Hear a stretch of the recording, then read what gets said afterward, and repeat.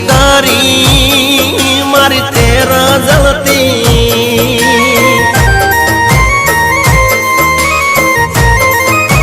હો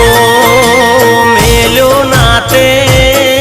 ઘરનો કે ઘાટનો વોદો પડ્યો તન કઈ વાતનો